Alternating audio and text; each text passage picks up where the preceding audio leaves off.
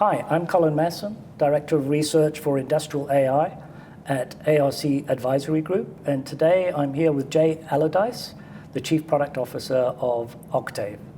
Welcome, Jay. Thank you, Colin. Great to be here. Really, Hexagon, I think of design, build, operate, like the full life cycle. Yeah.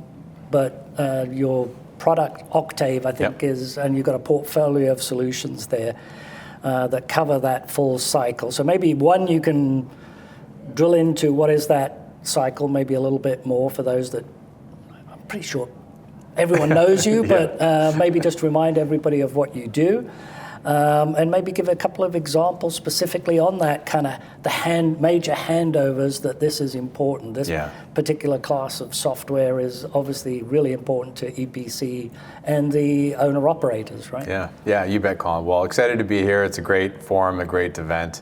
As you talked about, so one thing with Hexagon, we announced last year that we were going to spin off a company called Octave that will focus primarily on this life cycle of solutions. And the way we think about it is a continuous life cycle across the asset from design, build, operate, and protect. Right. And in doing so as a company, it's going to allow us to have singular focus on value creation in many ways where EPCs have challenges, or owner-operators as well as public safety. But to illustrate the EPC side in particular is if we look at design to construction, tremendous amount of change when it comes to design drawings. And the accuracy and the efficacy of those drawings that in many ways turns to waste or lack of productivity. Right. So an opportunity for us to really help customers, not with just point solutions, but really a unified solution set that drives economic value or flows for our customers to do what they do best, which is quickly getting from design into, say, that construction and being able to build significantly much more quickly, on schedule, on budget, right labor, right parts, to drive that handoff to operators, which is another big challenge in the life cycle. So we think of that holistically, and that's one of the big premises that Octave brings to the market. Okay, great. And I mean, the problem is not new, right? And I think I've been talking to EPCs and owner-operators about data handoffs and handing off 3D files instead of drawings, I don't know for how many years, right? But there are some new demands now. I think the skills problem is getting worse. Right? It's not getting better, and we add AI as a new skill set that's required by many.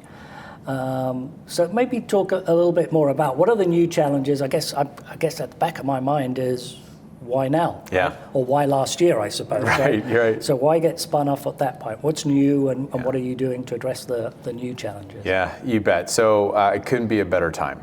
So one of which, I think there's a market demand and surgence of building new infrastructure or redefining infrastructure that we have, that we rely on day in and day out, the criticality of that. So there's an importance factor that I think governments across the globe understand, which is tremendous. I think the second thing is, from a technology point of view, we're finally at a phase where you can contextualize the information. And as you said, data silos have been with us for decades, when I started in it. And but now we have an opportunity to actually bring together that relational understanding that is much more looking at it in a value chain-based view as opposed to point solutions or point areas. And so that allows for the advancements for us to really tap into the value of AI, because we know that AI is only good as the data it has access to. But the third is an important one you talked about, and that is that skills gap. I think we're having twofold challenge here. One, we've all talked about a lot of people retiring in industry. But I think that retirement aspect for those that are on that view of potentially retiring is being able to use the context and the understanding of the know-how, the domain, and then utilizing AI tools to help drive more tacit knowledge and understanding of how to simplify processes.